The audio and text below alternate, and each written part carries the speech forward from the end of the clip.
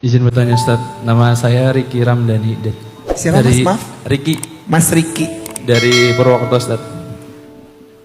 Ini pertanyaan saya tahun lalu waktu Ustaz kesini juga tahun 2017 apa ya? Udah lama dong Udah 2017. lama. Sebelumnya. Cuman alhamdulillah baru dikasih kesempatan kali ini maksudnya. Oh gitu. iya siap. Udah berapa tahun ya? Udah 7 5. tahun yang lalu ya? 17. Enggak. 7 tahun. Ya sekitar 7 tahun. Oh iya 7 tahun. Pertanyaannya Ustaz, kapan sih kita tahu kita harus berhenti gitu Ustaz? Gimana? Kapan kita Kapan kita tahu kita harus berhenti ya? Berhenti. Ini pertanyaan dalam sih, dalam keren nih.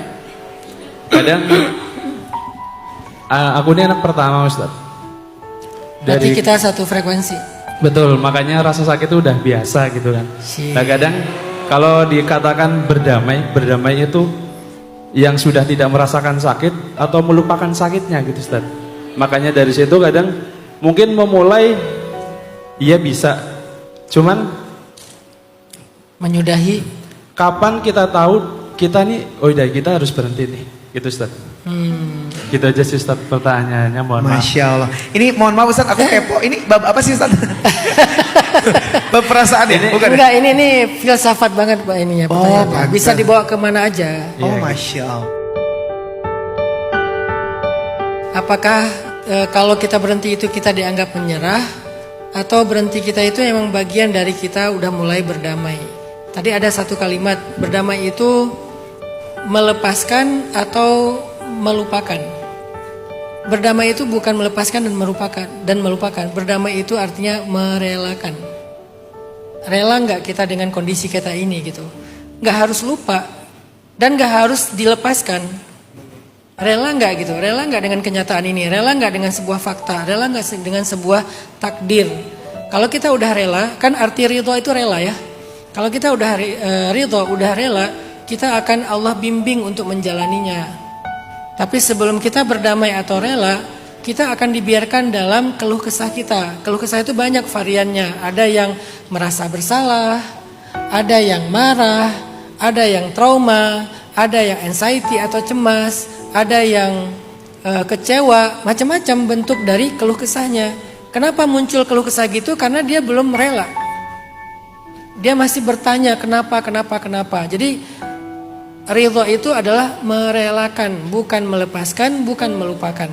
Ada kalanya sambil melupakan, ada kalanya nggak lupa juga, sulit untuk melupakan. Kayak Nabi nggak bisa melupakan Wahsy yang telah membunuh paman beliau, sehingga ketika ketemu Wahsy langsung teringat tentang pamannya.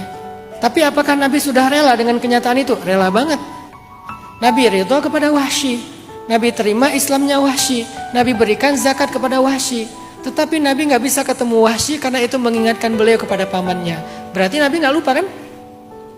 Nabi ridho dengan wafatnya Sayyidah Khadijah, tapi nggak pernah bisa melupakan Khadijah dan perannya dalam kehidupan Nabi. Walaupun sudah ada Aisyah, Sofia, Maria, Zainab yang keren-keren, tetap aja Khadijah tidak tergantikan. Jadi masih ada rasa yang kuat tentang Khadijah. Itu namanya sudah rela, tetapi masih ingat, belum melupakan. Atau udah rela, tapi ya masih dijalanin, masih dialamin, belum dilepaskan. Itu yang pertama. Yang kedua, kapan kita tahu kalau kita perlu berhenti?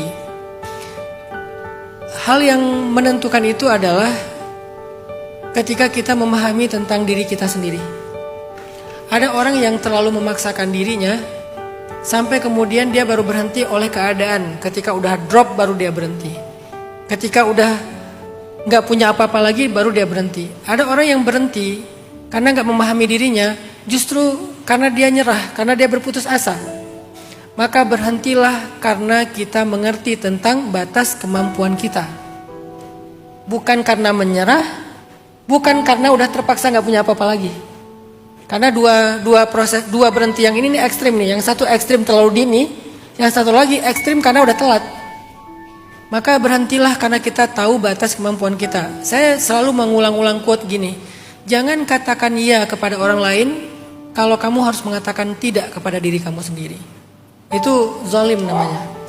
Jadi ada masanya kita memang mau nggak mau mengatakan Tidak dengan kata-kata maaf, punten atau apa, tidak untuk orang lain, karena emang kita nggak mampu. Makanya dalam Islam dikatakan tadi la yukallifullahu nafsan illa wus'aha. Terus ada doa, Rabbana la tuhammilna ma la taqata lana bih. Ya Allah, jangan bebankan kepada kami apa yang kami tidak mampu memikulnya. Jadi kita harus tahu batas kemampuan kita memikul sesuatu itu di mana. Kita juga harus melihat, itu yang pertama ya, memahami diri kita sendiri, banyak-banyak muhasabah, banyak-banyak membaca diri sendiri. Yang ketiga, cara untuk memahami itu adalah dengan, ada yang namanya dalam Islam itu fiqhul aulawiyat, fikih prioritas. Dalam fikih prioritas, kita belajar tentang memilih dalam hidup. Kadang kita tidak selalu memilih yang terbaik, tapi memilih yang paling mungkin. Kadang kita tidak memilih yang ideal, tetapi yang paling realistis. Ada kaidahnya dengan dalam Islam gimana membuat prioritas dalam hidup.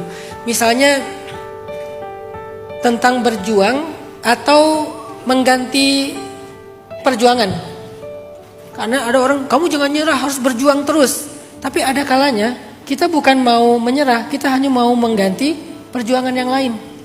Karena di situ kita udah tahu batasannya. Ini kayaknya bukan di sini nih sayanya nih. Maka saya akan mencoba untuk fokus dengan perjuangan yang lain atau proyek yang lain. Dan proyek itu bukan kita ganti karena kita orangnya plan-plan. Nyoba sedikit nggak berhasil, ganti lagi. Bukan karena itu. Karena kita udah total dan kita tahu batasnya. Ini kayaknya bukan di sini nih. Coba lagi yang berikutnya.